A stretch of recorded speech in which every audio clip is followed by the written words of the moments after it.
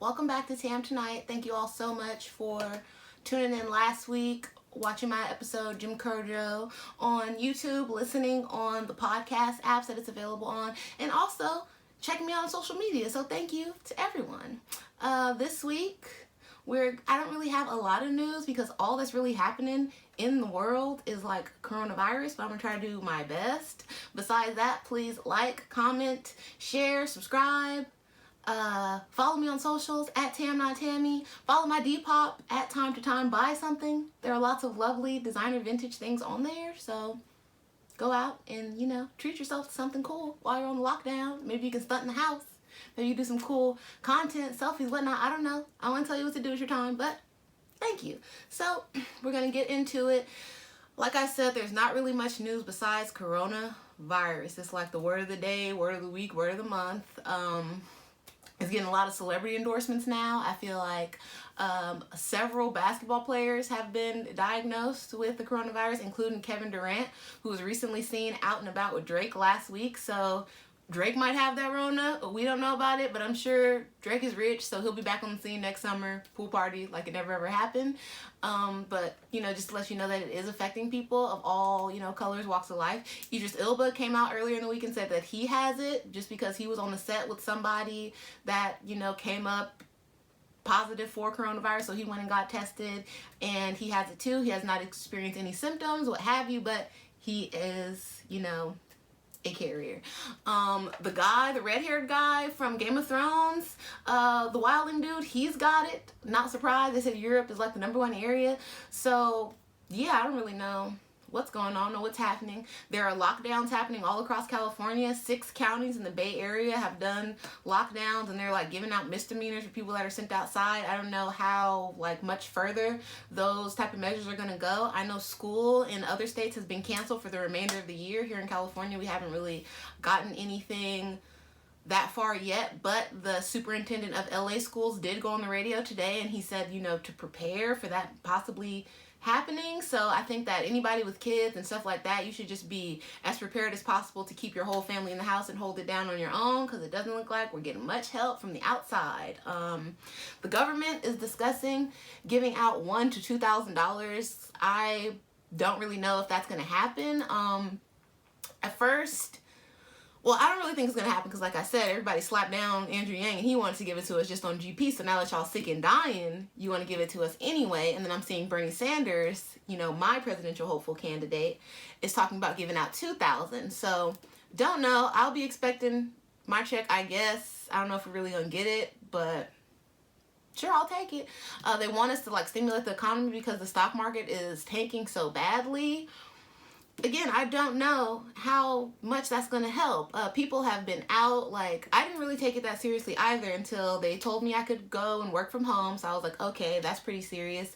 And then I went to the grocery store maybe yesterday, the day before that, and it was like bedlam in there. Shelves were empty. There was no meat.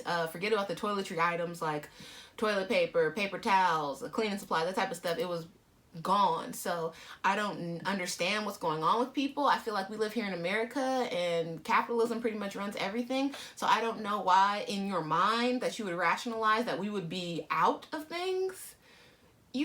I guess prepare for the worst. The only really shortage I've ever seen in America was in the 70s with the gas thing, but it had to do with the Middle East and the wars and stuff that we were involved in. They were rationing gas, but as far as capitalism is concerned in private businesses, I don't see Charmin or Brawny or Johnson & Johnson running low on anything anytime soon. If anything, with the stock market taking as big of a hit as it has, you would assume that those people will be trying to bolster their pockets anyway with sales and producing other things. So I don't think that that's going to happen. But you people have answered the call of your panic peddlers and your hysteria-driven media, and you have really filled those pockets of these big corporations even more so with your panic buying.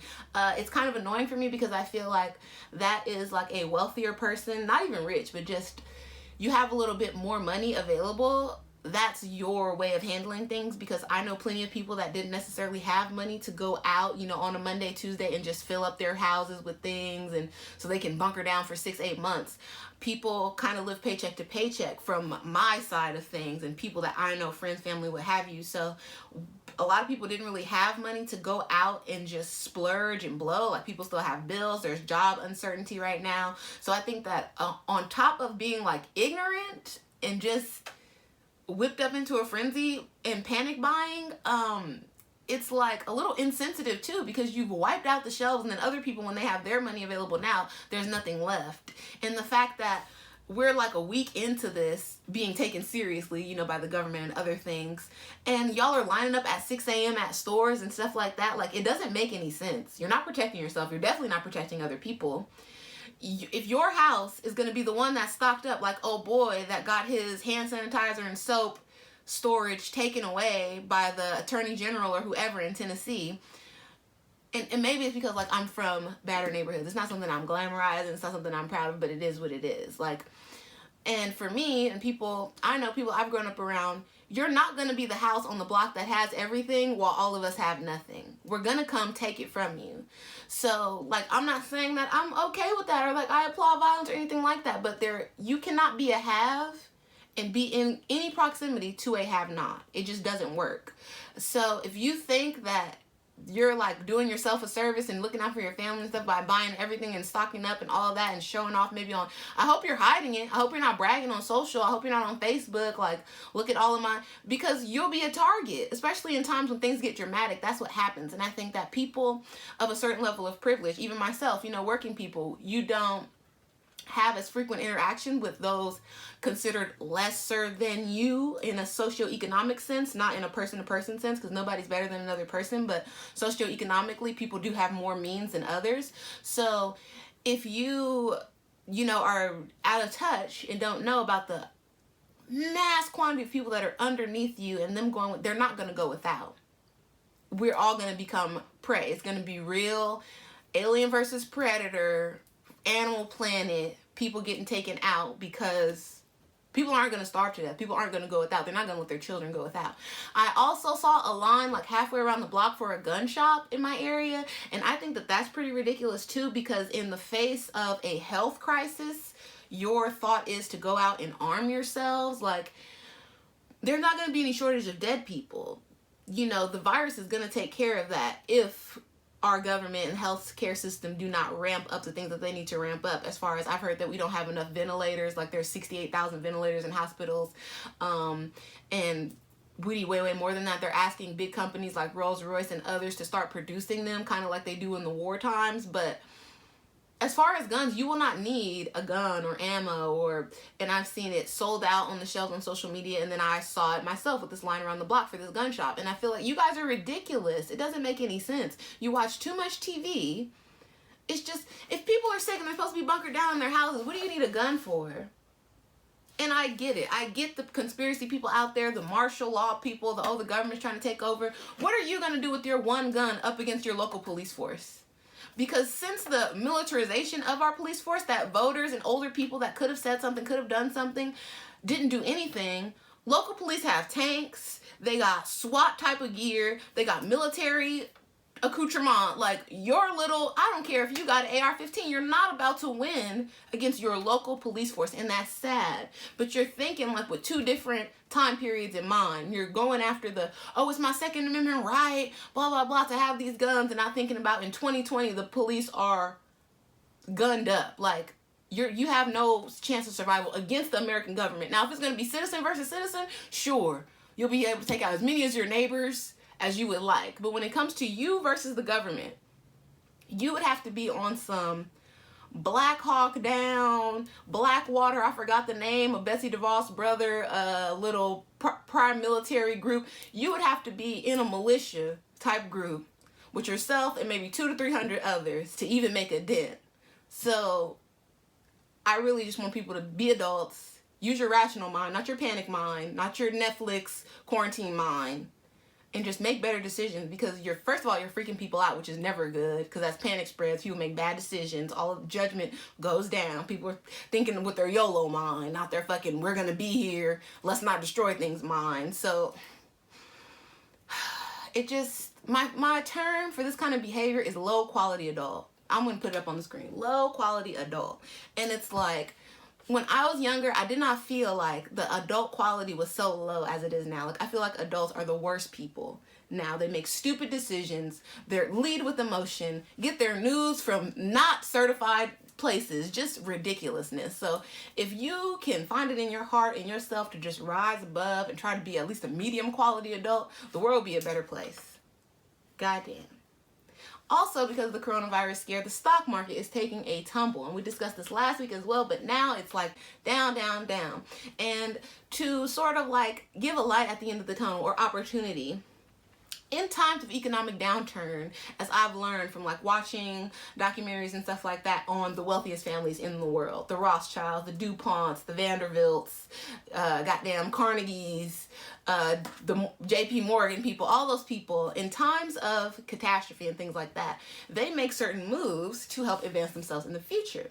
So I try to aim my Bolitics section at people like me, people of color, black people specifically, and I think that not if you are like struggling. I'm talking about if you have like your extra money that you would maybe use to eat out or get your hair done, nails done, fellas, buy some shoes, get a haircut, get your car washed, that money. If you could just set it aside, maybe $200 to $300, and invest in the stock market, do some research first. Don't like get ahead of yourself. Don't make just a whim decision off of what you hear, what you think other people might be doing. Really take time, look up the company, and I would try to go for things like heritage type of things, standalone type of things, airlines, hotels, resources, stuff that you know is like taking a hit now because people aren't necessarily out because of what's going on, but that's going to rise in the future. If you put your $200 to $300 in that, you could very well make a couple thousand profit in a couple of months because now stuff is so cheap. Also, what I want to say is other cultures practice group economics, and that is why they often fare better than African Americans when things happen. That's why it's seemingly that they have way more opportunity than we have as well, because they practice group economics.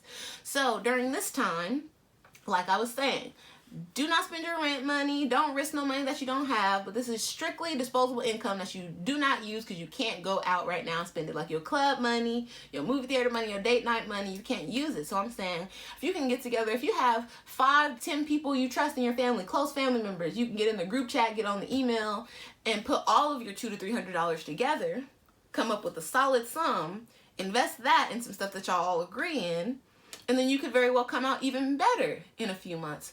Also, if you're looking for a house to refinance, right now is the time because the interest rates are so low. I saw something that said like 3%.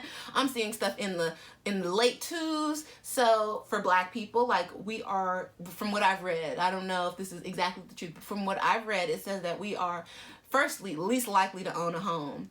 And we're the #1 group to lose a home if we do own them. So now's the time. If you got some shady mortgage, if you got a high interest rate because you have bad credit, just try it out. It hurts nothing to try. If you felt like, if you're in my group, the student loan group, and you feel like me, you may never have had the opportunity to buy a house and stuff like that. If you have some decent credit and you have a little bit of money squirreled away, go out there and try to get yourself a loan during the time, because this is the time for you to take advantage financially of the just unrest and the uncertainty that's going on in the world. So take this time if you can. Don't try to overextend yourself. I understand, like, our place in the world is black people. A lot of us don't have the means to do certain things, but now is the time to take advantage, and you can do so on a very low level and get some like kind of bigger results than you would get ordinarily just because of the state of the market right now.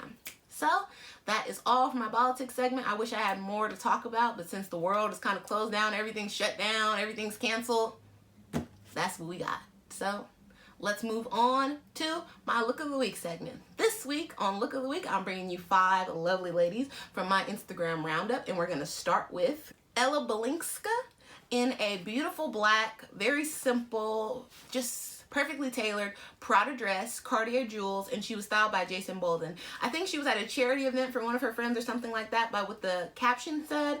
So if you're interested in that, I have her right here. You can go look her up, check it out, donate to the charity if that's what you would like to do. But she looked incredible, and the back detail was just, gave me old Hollywood, Turner classic movie, just all the feels that I like to feel personally. I love a simple look, especially when it's executed on this level. She looked amazing, and I don't usually show 2 pictures for a Look of the Week, but the back detail is so beautiful that I had to show you just so you can feel what I'm feeling.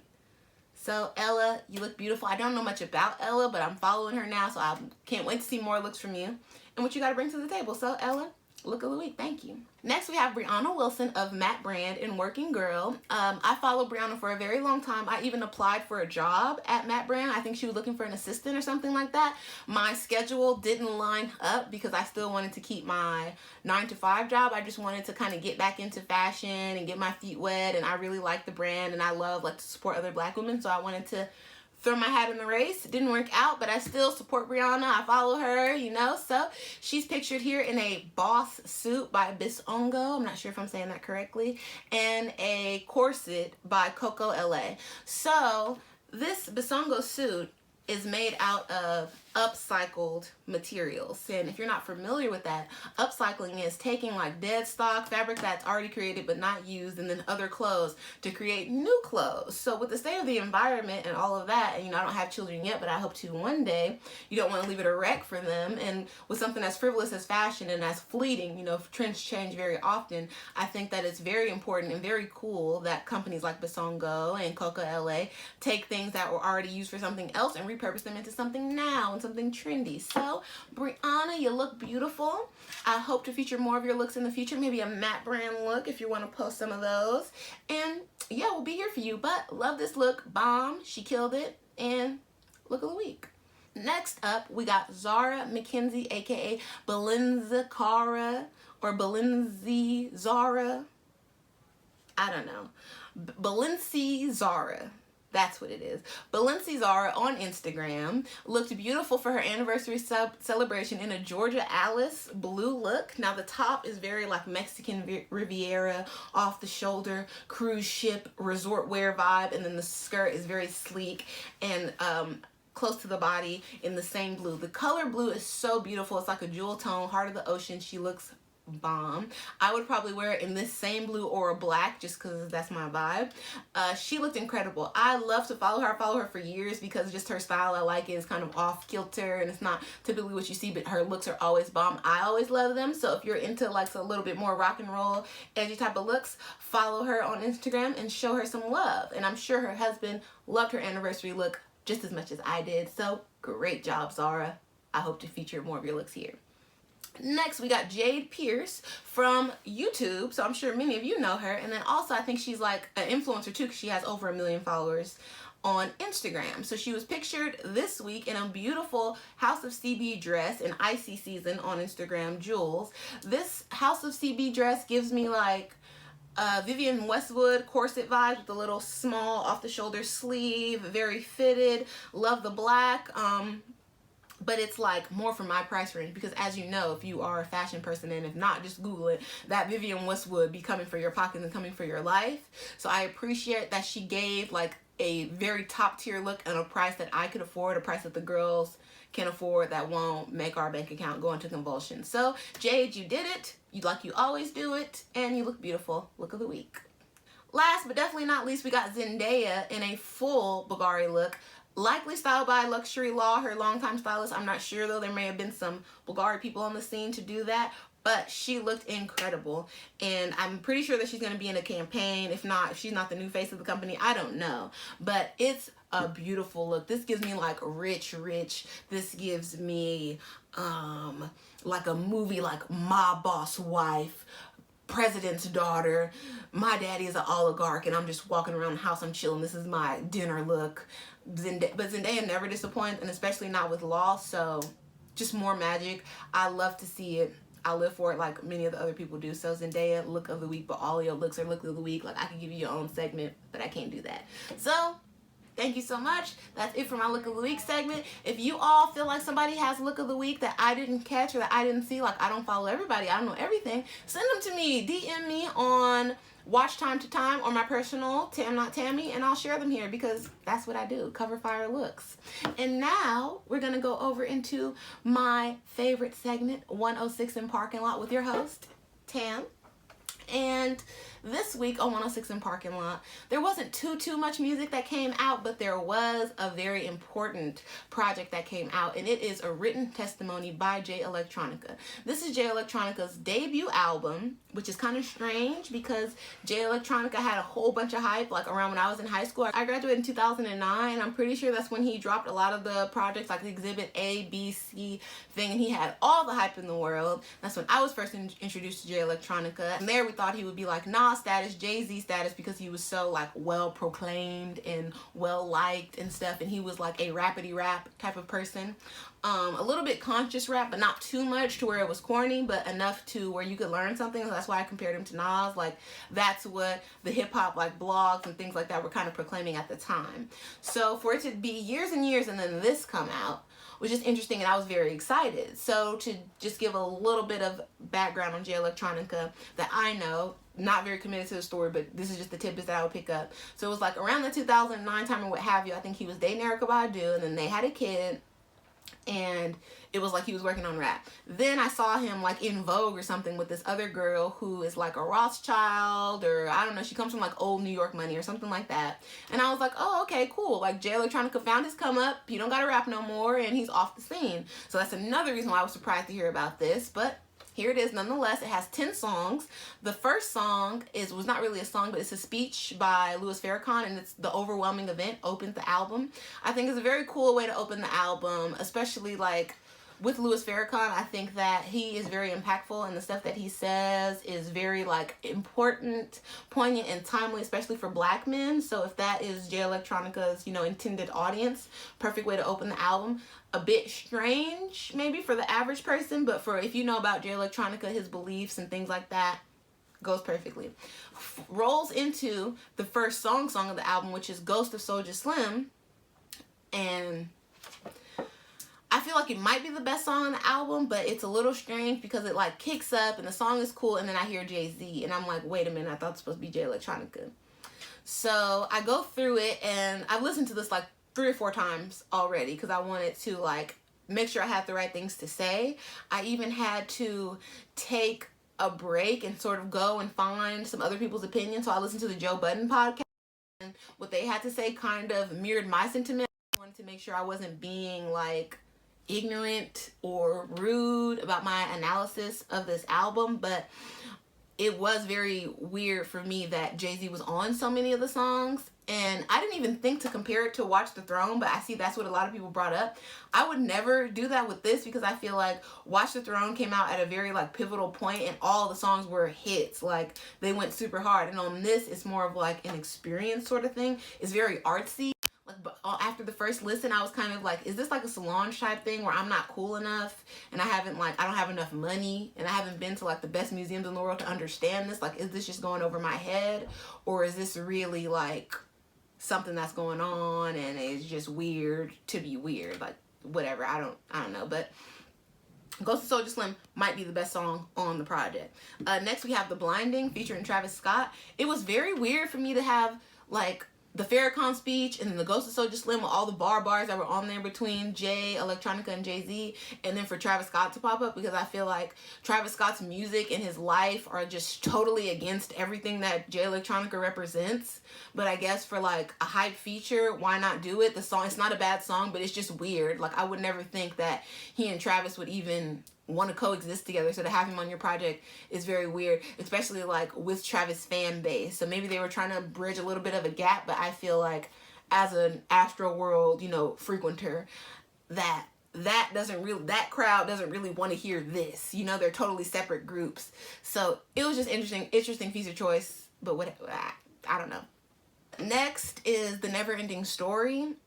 That's why I said Ghost of Soulja Slim might be the best song, because I think this is a really good song as well. So, but still, it's like, I felt like it was Jay-Z's song, but alright. And then we got Shiny Suit Theory featuring The Dream. I love The Dream. Terry Snash, I love his wife. Whatever type of weird situation they got going on, I'm here for it. I love it. I like all the music Dream puts out. Like, I've never heard a Dream record or song, even a feature that I did not like. So it was very almost appalling for me, jarring for me, to have this song and it have The Dream like sounding so bad. It was almost like The Dream sent them a voice note of like, after they sent him the raps and what and they just put it on the song like that. Like, oh no, don't worry about flying out. It's cool. We're just gonna put this. Blew my mind. I don't like that. And then I saw this very like lengthy, kind of incoherent post by The Dream, because like I said, I love him, I follow him. And it was like, basically the gist of it was, we're talking shit we don't know. And what do you have or I have, you know, that's 10 years old, that's worth new money today? And I get it. So I guess Shiny Suit was 10 years old, but it's like, why would you put that out now? You know, especially with the production, like, it's just weird for me. And I want more respect for The Dream. Forget about Electronica, forget about Jay-Z. Don't ever put The Dream on your song and make him sound like that. I'm not here for it. Dream Stan Army. Next song, Universal Soldier. Universal Soldier might be like one of the most listenable type of songs, like, you know, as far as, and it's very, I think it's Jay Electronica heavy, if not only him, but it does get a little weird with the stuff that he says. Like, it's almost like it's not going together, but sure. And next is Flux Capacitator. And this song might have been like the most dancey, like hip-hoppy song that's on there, but it was so weird again with the production, because it was like, okay, I'm gonna just start over. Like, I really liked the song because of the hook, and it was like, with my third ward posse, with my third ward posse, get the gat, get the gat, get the gat. Like, I liked that. I was here for that, because I was like, oh, okay, he wants to amp it up a little bit. But it sounded so weird, and I was like, I don't know if that's Jay-Z's voice saying get the gat. I don't know what's going on. And then my little brother told me it's like a mashup of all these videos from online, and I don't know. But I didn't like the production on that song either, even though I really liked the chorus and some of the rhymes, like, but the just production just threw me off. Fruit of the Spirit I like too. Some of the bars are weird. I think this is the song where he was speaking the Hebrew, and I was not here for that. And I think people try to compare it to when D-Smoke was speaking Spanish, but as a Californian, I feel like no. Because all of us here in California, for the most part, had to take 2 years of Spanish to graduate. So even if we don't understand everything D-Smoke is saying, we can get the gist of like some of it. Like, we can pick up on some of the words. And Hebrew is like not on that level here in California. I assume so for the rest of America as well. Like, you have to go to Hebrew school or be studying for your bar mitzvah, what have you, to know that. So I feel like that's a way far out thing to just throw on there and expect us to accept it, when it's like you were rapping kind of against or with Jay-Z on this album, who did all his bars in English and kind of killed you a little bit. So for you to throw this in there and be rapping something we can't even understand, and we're supposed to give you points, like, I can't do that personally. I did see on Vox that there was this Hasidic Jew black boy that like moved from America, moved out there to Israel, and he's rapping, and like, that makes sense if he wants to speak Hebrew. But for this, and then your market being America, it just, I don't know. Maybe the rich Jewish people that help put this stuff out, maybe they're here for it and they understand it, but for the larger audience, for the wide audience, I don't think we understood it. Then we got Ezekiel's Will featuring The Dream as well. Much better, like, production and stuff like that, but still, I don't know what to say about it. And then last, we got the APIDTA, and I think that's the song that I saw most people like talking about, tweeting about the day it came out. I got numbers in my phone that'll never ring again. I got texts in my phone that'll never ping again. So like, when I saw that, and then on the release of the album, I was like, okay, people are liking it, people are feeling it. So that made me kind of, okay, when I jump in the car, I'm gonna turn it on. And then I turn it on, and that's a Jay-Z line. And I'm like, again, goddamn, Jay Electronica, how could you let this happen? You know, a girl would never let her bridesmaids stun on her at the wedding, and you let Jay-Z stun on you on your first album. Like, I get it for the point of sales, historical reasons, like you might get a Grammy nod and things like that, but just for what I thought rap was about, like pride and confidence and bravado and braggadociousness and all of that, you had arguably one of the greatest rappers of all time, to a lot of people, on your debut project, and let him sun you. Like, I feel like with a lot of your bars, you didn't even try to come that hard. It was just very weird. I don't know what to say. I like Jay Electronica a lot. I respect him and his beliefs and stuff like that. I think it's very powerful. I think it's very cool, especially in these dark, weird times, for a black man to try to be upstanding and present himself in that way. But just on a rap level, for you to let Jay-Z come on your first project and do this, I don't know. I wasn't here for that. So I can't tell you what to do. I can tell you how to spend your money. But that was a little bit strange. And I'm hoping that you follow this up with something else, and maybe we don't have to wait 10 years. Maybe, fingers crossed, because I would love to hear some just Jay Electronica bars like I got when I was in high school, Exhibit ABC. So if you can do that, go ahead. I have listened to the album several times, so I have supported. I wouldn't call this like an album. I would call it more like a piece, because it seems like an art project. It doesn't seem like anybody was like trying to make hits or trying to like give Instagram captions, even though there were a lot of good bars in it. I'm not gonna, but again, like, this is rapidy rap. This is people that really like that old school style of like, maybe even, like, that's kind of what I thought with the Flux Capacitor. Like, is this from the African Bambaataa times? Because, you know, Jay-Z is like 50. So is this from the beginning of hip-hop times, where people just didn't really have a studio and stuff like that, and they were just throwing the beats together, throwing the words together, and having the sound how it sound and playing it in the park at the party? But I don't want that on an album to where I'm like trying to listen to it in my car and trying to listen to it out and about in the world. That's not what we need. But like I said, I hope to get something new from Jay Electronica soon, like maybe in 2 years or something, because I feel like you have it maybe in there. I feel like you have a lot of stuff to say, even though you said you don't want to just be putting out rap for people to judge it, but it's for consumption of people. And it's like, I think you can't be so sensitive about your art all the time as an artist, because you feel how you feel about it. You love it. Whatever your experiences, you share them. Once you share them, it's for us. It's not for you anymore.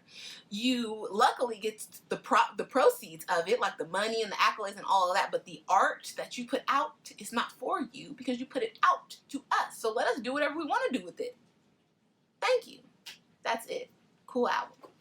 A new song that came out was Can You Hear Me with Omarion and TPain.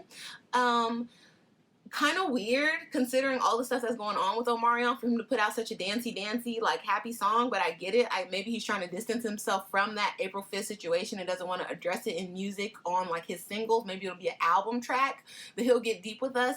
This song, I like it, but it was a little weird for me hearing Omarion's and T-Pain's voice together. I don't think they really complement each other, but I do get it as far as hype and all of that, because T-Pain did do really well on the Tory Lanez flip of his song, The Jerry Sprunger. So I get, like, wanting to, and T-Pain is a legend. Like, who wouldn't want to have them on a song? But I just think that that particular thing wasn't the best fit. Like, maybe it would have been better to have T-Pain on a slow Omarion song, because T-Pain does get in his slow bag as well. But who am I? I'm not in charge. I'm an Omarion fan. I used to go to the Scream tours. I'll be at the Millennium Tour, so we'll see how it goes. Next up, we got Greedy by Guapdad. I found this song because he posted it on his Instagram, and I follow him. And the little snippet made me want to go listen, so I go check it out, and I really, really like the lyrics. It's like Guapdad's going through things, you know, parents, poverty, stuff like that. His mom's about to go to jail, and he don't even got no money. Can't make no moves, can't do nothing. And when you're a teenager, like, I feel like that's probably the most pivotal time when you want to kind of have what everybody else has. So being a have-not, it seems like way more harsh when you're a teenager. So he was like, oh, I was going to start dealing. And then I look around my family, and I see the people strung out on drugs. So fuck that, I'm going to start stealing. And if you know a little bit about Guapdad and understand his history, he's from the Bay Area. And recently, in recent years, all the tech stuff and the boom out there in Silicon Valley, it has caused a lot of gentrification in areas that were predominantly black, predominantly people of color, you know, immigrants, things like that. So it's like, you send these people to gentrify my neighborhood, they're going to become the new targets. So if Chad thinks he can walk down my street, and, you know, we don't have food, and barely got food and shelter, and he's stunned with all his Apple products and his messenger bag and his earpod, we're going to take it from him. Because like I said earlier, you cannot be a have and be in proximity to a have-not. So I get it. Love the song Greedy by Guapdad. Go stream, like, share, subscribe. Next song, got Toxic by Kehlani. Now I want to preface this with, I've seen a lot of tweets by Kehlani, like, complaining and sort of like voicing her thoughts about she doesn't like that people try to assume who her songs are about when she puts them out, but she likes that maybe we assume that she's that honest with us. And I'm like, cut it right there. I do not like it when celebrities show us, maybe not tell us, all of their business. So you chose to put your relationship on Front Street with YG. All the little idiosyncrasies and things that were happening during the relationship, you all chose to share that, even though you did not have to if you wanted to be a more private person, a la Beyonce and Jay-Z when she was still, you know, not Miss Carter. But you chose to do it, to try to get hype or PR, or maybe it was him, I'm not going to blame you, off of, you know, the relationship, the couple, power couple type thing that people like to see. Even put out songs together and things like that. So for you to put out You Know What's Up, that other song when you was talking crazy, like, I hope you have the son you wanted with the bitch. You might be soulmates after all of this. And then for you to come out with Toxic and to get annoyed with people assuming it's about YG, it's like, that's a little immature. That's a little almost dishonest too, and a little hypocritical, because you can't share so much and then share some more and be like, no, you don't know what you're talking about. People are going to connect the dots to whatever they want. So it'd almost be better for you to just put the stuff out, a la Jhene, Aiko, and let the chips fall where they may. You say who you want to say it's about. I know who it's about.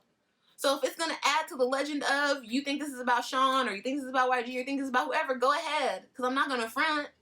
But the fact that, like, if you try to argue that, it almost makes you seem a little disingenuous. So please, just put out the music and either tell us the truth or don't tell us nothing. Just let us wonder and let us say what we want to say.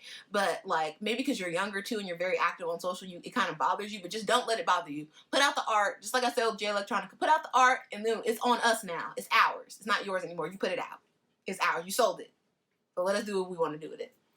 Last song, Oprah's Bank Account by Lil Yachty, DaBaby, featuring Drake. I don't know if Lil Yachty and DaBaby are going to do like a joint project like Baby on Baby with DaBaby and Lil Baby, but I wouldn't see it not happening because they're both down there on QC, and Coach K and P are all about their money, and they're making pretty good solid moves with all the groups and individual stars that they have. So I welcome a Yachty x DaBaby project. I think the video was very cute, very well done. I am kind of annoyed with the black feminist, if you want to call yourself that, because I feel like being a black woman and being a feminist are counterproductive. They don't go together. You cannot do that, because, like, a black man can't stop a black woman from doing anything in America, at least not in my experience. Like, they don't really control anything, so there's no need for feminists against them. But I saw a lot of black feminists online talking about, this is so disrespectful, and Oprah was very impactful, and for you to do this is just, and it's like, oh, take a joke. It's a joke. It's supposed to be fun. Oprah and her show is long gone. So it's like a historical reference now. It's funny. As a child who grew up in the house with her grandma who watched Oprah every single day, probably never missed an episode, it was funny to see Yachty up there and have Drake as the guest and all of that, because it wasn't poking fun at Oprah. It was like kind of homage almost. You looking good as Oprah's bank account. Like, duh, it's a joke. It's supposed to be fun. And then for all the guys who are talking shit about Yachty and saying it's gay or the feminization of black men and all this stuff, he was dressed as Oprah but still had his beard visible. So clearly it was a joke. And clearly, if your masculinity is that fragile, maybe you have a little homeowness inside of you that you're trying to, you know, contain. Because putting on a dress and a wig as a joke in a music video is not going to change you to liking dicks if you don't already. So just relax. Be calm. Everything's going to be fine. Now, if you start doing it once a week, Caitlyn Jenner style, maybe you got a problem.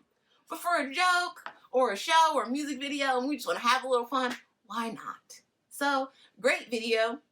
My only, like, criticism of the video that it was very, very long, and I feel like maybe if it was like 5 to 6 minutes instead of the 9, it would have got way more views much quicker. It's still booming though, but I'm just saying, like, people kind of have a short attention span, so for it to be 9 minutes, I feel like at 5 or 6 you would have got way more views, but whatever. The Drake interview was hilarious. The DaBaby interview was hilarious, and I want to see more Yachty, so good job. Creativity on 10, as always.